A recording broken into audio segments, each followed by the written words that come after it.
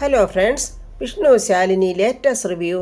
ശിവൻ സത്യാമ്മയ്ക്ക് ജയിലിൽ ഭക്ഷണം കൊണ്ട് കൊടുത്ത് അത് സത്യാമ്മ വളരെ കഷ്ടപ്പെട്ട് അവനത് വാരിക്കൊടുത്ത് ഊട്ടുകയൊക്കെ ചെയ്യുവാണ്. ആ സമയത്ത് സോമശേഖരൻ അങ്ങോട്ട് വന്നിട്ട് അവിടെ കാവൽ നിന്ന ആ പോലീസുകാരെ കണ്ടമാനം വഴക്ക് പറയുന്നുണ്ട്. ശിവൻ പറയുന്നുണ്ട്, പാവം അവരെ വഴക്ക് പറയണ്ട, ഞാൻ നിർബന്ധിച്ച് കയറി വന്നതാണ്. അങ്ങനെ ശിവൻ അവിടെ നിന്ന് പോന്നു. സത്യാമ്മ ആകെ സങ്കടത്തിൽ ഇങ്ങനെ ഇരിക്കുവാണ്.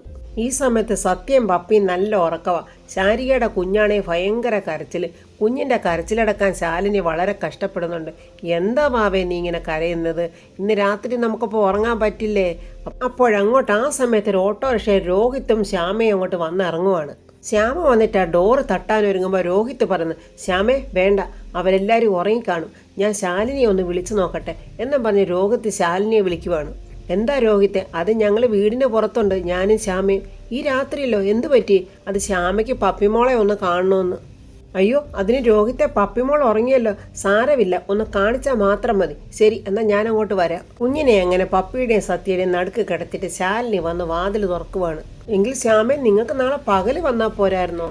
ശ്യാമ പറയാം, എനിക്ക് എൻ്റെ മോളെ ഒന്ന് കാണണമെന്ന് തോന്നി, ഒന്ന് കണ്ടാൽ മാത്രം മതി. ശ്യാമ അങ്ങോട്ട് വന്ന് നോക്കുമ്പോൾ സത്യയുടെയും പപ്പിയുടെയും നടുക്ക് ശാരികയുടെ കൊച്ച്. ശ്യാമയ്ക്ക് അത് കണ്ടിട്ട് ഭയങ്കര ദേഷ്യത്തോടെ ശ്യാമ ശാലിനിയോട് ചോദിക്കുക, ഈ കൊച്ചിനെ എന്തിനാ പപ്പിമോടെ അടുത്ത് കിടത്തിയത്? അത് പിന്നെ കുഞ്ഞ് അവിടെ അല്ലേ കിടക്കേണ്ടത്, അവർ ഒന്നിച്ചല്ലേ വളരേണ്ടത് ശ്യാമേ.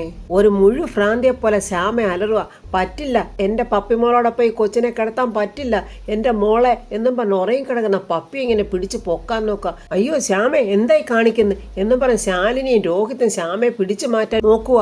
ഉറങ്ങിക്കിടന്ന പപ്പിമോളി പേടിച്ച് ഞെട്ടിക്കരയുന്നുണ്ട്. എൻ്റെ കൊച്ചിനോടൊപ്പം ഈ നശിച്ച കൊച്ചിനെ ഞാൻ കടത്തത്തില്ല എന്നും പറഞ്ഞ് ശ്യാമ അലറുക. എന്നിട്ട് തുരുതുരാന്ന് പപ്പിമോളെ പിടിച്ചങ്ങ് മുത്തം കൊടുക്കുക. സത്യമോളും പേടിച്ച് പെട്ടെന്ന് എഴുന്നേറ്റിരിക്കുക. ശാലിനി ആകെ ഫൈൻ നിൽക്കുക. ശ്യാമ, നീ എന്തൊക്കെയാ കാണിക്കുന്നത്? നിനക്കെന്താ പ്രാന്ത പിടിച്ചോ? അതെ, പ്രാന്താ. ദാണ്ട ഈ ശാരികേച്ചിയുടെ കൊച്ചി പിറന്നപ്പം മുതൽ എനിക്ക് പ്രാന്താ. പപ്പിയെ അടങ്കം പിടിച്ചോണ്ട് ശ്യാമ കരയുക. ഞാൻ വിട്ടു തരില്ല, എൻ്റെ മോളെ ഞാൻ ആർക്കും വിട്ടു തരില്ല. ആ ബഹളമൊക്കെ കേട്ട് പൊന്നി ഉണർന്നെന്ന് തോന്നുന്നു. ഇത് ശ്യാമക്കുഞ്ഞിൻ്റെ ശബ്ദമാണല്ലോ കേൾക്കുന്നത്. ശ്യാമയെ വിട്, പപ്പിമോളെ വിട് ശ്യാമേ എന്നൊക്കെ രോഹിത്ത് ഇങ്ങനെ ഉറക്കെ പറയാം. അപ്പോൾ രോഹിത്ത് ഉണ്ടല്ലോ, പപ്പിയെ അടങ്കം പിടിച്ചിരിക്കുക. ശ്യാമ, എൻ്റെ കുഞ്ഞാ, ഇത് എൻ്റെ മോളാ എന്നും പറഞ്ഞ് കുഞ്ഞിനെ അങ്ങ് മുത്തം കൊടുക്കുക. പപ്പിക്കാന്നെ വല്ലാത്ത ദേഷ്യം വരുന്നുണ്ട്. എന്നെ വിട് എന്നും പറഞ്ഞ് ശ്യാമയെ തള്ളി മാറ്റിയിട്ട് ശാലിനി അമ്മേന്നും പറഞ്ഞ് കെട്ടിപ്പിടിക്കുവാണ്. അമ്മേ, എനിക്ക് പേടിയാകുന്നമ്മേ, ശാലിനി ആൻറ്റി എന്തിനാ ഇപ്പോഴിങ്ങോട്ട് വന്നത്? എനിക്ക് പേടിയാകുന്നമ്മേ എന്നും പറഞ്ഞ് പപ്പി വരാം. ശാലിനി കുഞ്ഞിനെ സമാധാനിപ്പിക്കുക. എൻ്റെ മോള് പേടിക്കണ്ട. ശ്യാമ അത് കണ്ടിട്ട് അടങ്ങുന്നില്ല, ഭയങ്കര ദേഷ്യം. എനിക്ക് എൻ്റെ മോളെ വേണം, എനിക്ക് എൻ്റെ പപ്പി മോളെ വേണം, പപ്പി വാ മോളെ എന്നും പറഞ്ഞ് കുഞ്ഞിനെ പിടിച്ച് വലിക്കുക. ശ്യാമേ, കുഞ്ഞിനെ വിട്, നീ എന്തുവായി കാണിക്കുന്നത്? അമ്മയെന്നും പറഞ്ഞ് പപ്പി ശാലിനിയെ കെട്ടിപ്പിടിച്ച് കരയാ. രോഹിത്തനെ, ശ്യാമയെ നീ എന്തുവായി കാണിക്കുന്നത്? ഇങ്ങോട്ട് വരാനാ പറഞ്ഞു എന്നും പറഞ്ഞ് ശ്യാമയെ പിടിച്ച് വലിക്കുന്നുണ്ട്. എന്തൊക്കെ പറഞ്ഞാലും ഈ കൊച്ചിനോടൊപ്പം എൻ്റെ മോളെ ഞാനിവിടെ നിർത്തത്തില്ല, പപ്പി വാ മോളെ എന്നും പറഞ്ഞ് കുഞ്ഞിനെ പിടിച്ച് വലിക്കുക. ശാലിനിക്ക് ദേഷ്യവും സങ്കടം വരുക. അതുപോലെ തന്നെ രോഹിത്തും, ശ്യാമയെ വാ ഇങ്ങോട്ട്. സഖി കെട്ടി രോഹിത്ത് ശ്യാമയെ ഇങ്ങനെ പിടിച്ച് വലിച്ചുകൊണ്ട് പോവുക. ശാലിനിയാണെങ്കിൽ കൈക്കുഞ്ഞിനെ ഒക്കത്ത് വെച്ച് പപ്പിയും കെട്ടിപ്പിടിച്ചിങ്ങനെ ഇരിക്കുക.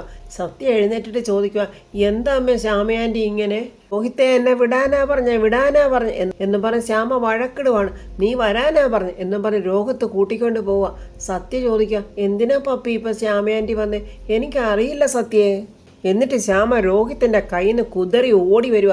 എൻ്റെ മോളെ പപ്പി. രോഹിത്ത് പുറകിനോടുക. ശ്യാമയെ വേണ്ട, നാളെ വന്ന് നമുക്ക് കൊണ്ടുപോവാം, എൻ്റെ മോളെ പപ്പി എന്നും പറഞ്ഞ് അലറി കരയുക.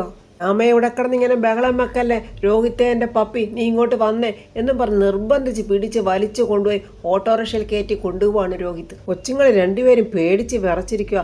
പപ്പി ചോദിക്കുക, സത്യ ശ്യാമയാൻറ്റി പോയി കാണും പപ്പി, ഇപ്പൊ ബഹളം ഒന്നും കേൾക്കുന്നില്ലല്ലോ. ശാലിനിയും പൊന്നിയും കൂടെ അകത്തോട്ട് വരുമ്പോൾ പപ്പി ചോദിക്കുന്നത്, ശ്യാമയാൻറ്റി പോയോ അമ്മേ? ഞാൻ ആകെ പേടിച്ചു പോയി. ശാലിനിക്ക് ഉടനെ സംശയം, അല്ല പൊന്നി, ഇത്രയൊക്കെ ബഹളം കേട്ടിട്ടും അച്ഛൻ അറിഞ്ഞില്ലല്ലോ, ഉറങ്ങിക്കാണുമായിരിക്കും, അങ്ങനെ വരാൻ വഴിയില്ലല്ലോ എന്നും പറഞ്ഞ് ശാലിനി രാഘവേട്ടനെ നോക്കാൻ പോവുക. സത്യം പപ്പിയുടെ കുഞ്ഞിനെ ലാളിക്കുന്നുണ്ട്. മോള് പേടിച്ചു പോയോ? ശ്യാമയാൻറ്റി പോയല്ലോ, ഇനി പേടിക്കണ്ട കേട്ടോ. അച്ഛാന്ന് വിളിച്ചോണ്ട് ശാലിനി വന്ന് നോക്കുമ്പോൾ വാതിൽ തുറന്നു കിടക്കുക. അയ്യോ പൊന്നി, ഞാൻ വാതിൽ തുറന്നു കിടക്കുവാണല്ലോ, വേറെ അകത്തൊക്കെ ഒന്ന് കയറി നോക്കിക്കേ. രാഘവൻ സാറേ എന്ന് വിളിച്ചോണ്ട് ഒരു സൈഡിൽ പൊന്നി നടന്ന് അന്വേഷിക്കുന്നു.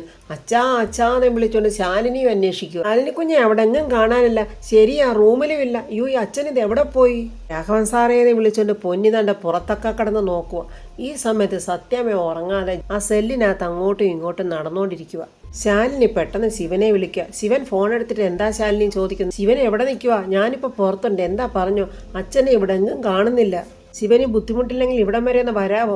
പെട്ടെന്ന് ശിവൻ ആലോചിക്കുക. രാഘവേട്ടൻ പറഞ്ഞത്, എടാ മോനെ ഞാൻ കൂടെ വരാം, സോമശേഖരനെ അവനെ എനിക്ക് 2 വഴക്ക് പറയണം.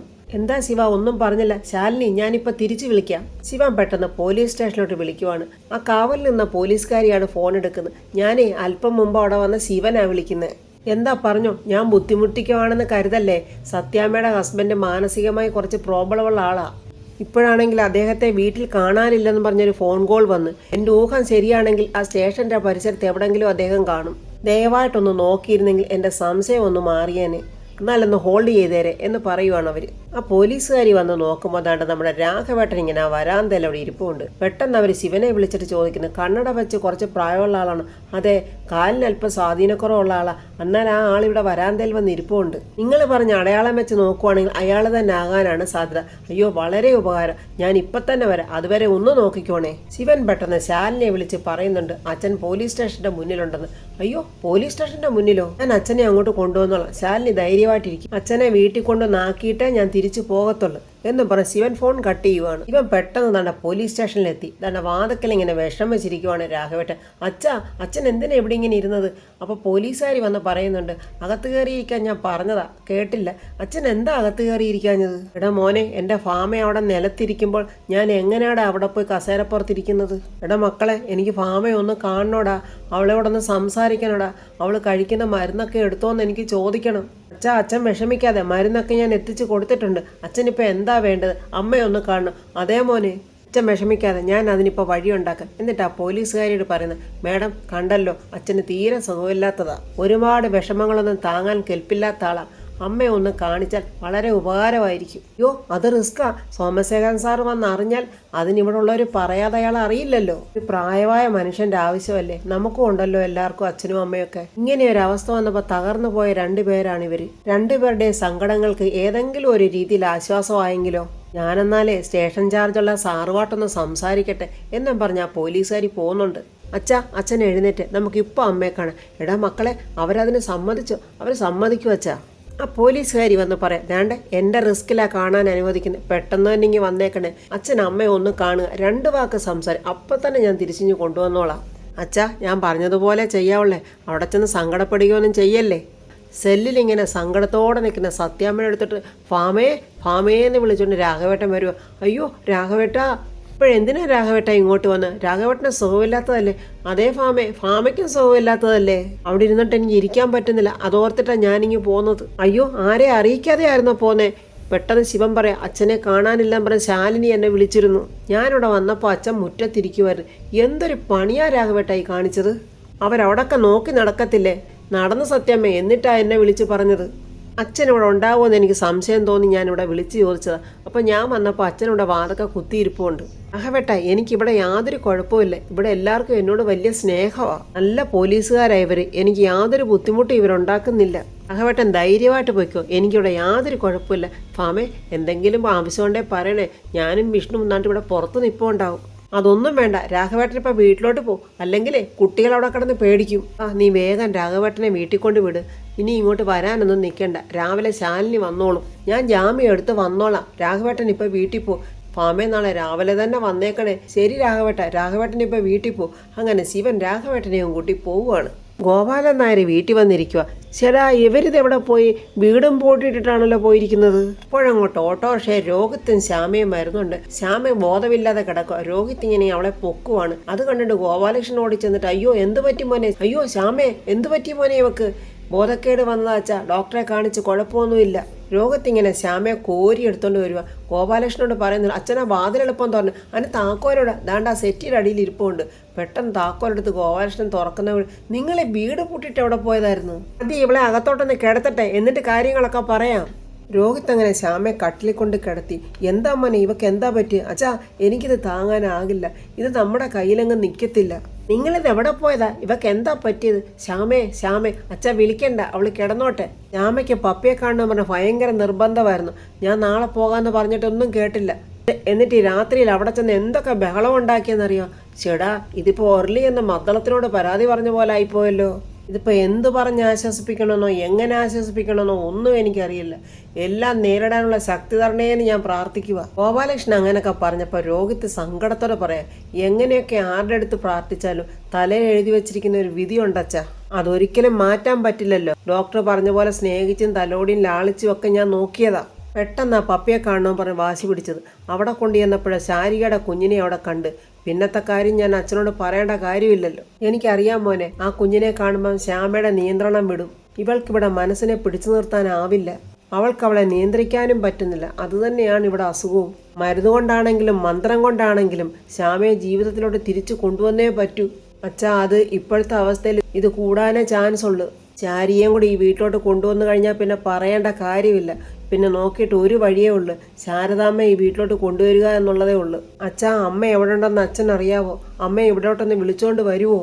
അമ്മ ഈ വീട്ടിൽ നിന്ന് ഇറങ്ങിയതിന് ശേഷമാണ് ഈ വീട്ടിൽ ഇങ്ങനെയൊക്കെ ഉണ്ടായത്. 3 പെൺമക്കൾ 3 സ്ഥലത്താണ്, അത് 3 പ്രശ്നങ്ങളിലുമാണ്. ഇതെല്ലാം സംഭവിച്ചിരിക്കുന്നത് ശാരദാമ്മ ഈ വീട്ടിൽ നിന്ന് ഇറങ്ങിയതിന് ശേഷമാണെന്ന് അച്ഛനൊന്ന് ഓർക്കണം. അച്ഛൻ ഒന്ന് പറയച്ചാ, ശാരദാമ്മ എവിടെ ഉണ്ടെന്ന് അച്ഛൻ അറിയാവോ? ഈ വീടിനെയും വീട്ടുകാരെയും രക്ഷിക്കാൻ ശാരദാമ്മയ്ക്ക് മാത്രമേ കഴിയത്തുള്ളച്ചാ.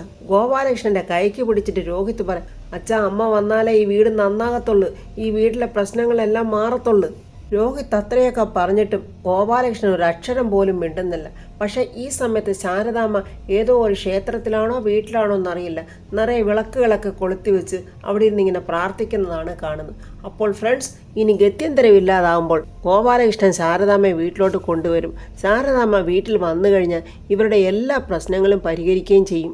അതുപോലെ തന്നെ സത്യാമ്മയ്ക്ക് ജയിൽ ശിക്ഷ വാങ്ങിച്ചു കൊടുക്കാൻ സോമശേഖരൻ എന്തൊക്കെയാണോ അതിൽ എഴുതി ചേർത്തിരിക്കുന്നതൊന്നും അറിയില്ല. ഇനി അതിനെയെല്ലാം മറികടന്ന് വേണം ശിവനും ശാലിനിയും സത്യാമ്മയെ ആ കേസിൽ നിന്ന് മോചിപ്പിച്ച് കൊണ്ടുവരാൻ. അവരതിനു വേണ്ടി എന്തൊക്കെ ചെയ്യും എന്നുള്ളതൊക്കെ അറിയാനായി നാളത്തെ റിവ്യൂ കാണാം. എൻ്റെ ഈ റിവ്യൂ ഇഷ്ടപ്പെട്ട ലൈക്കും കമൻസും, സബ്സ്ക്രൈബ് ചെയ്യാത്തവർ സബ്സ്ക്രൈബ് ചെയ്യണേ.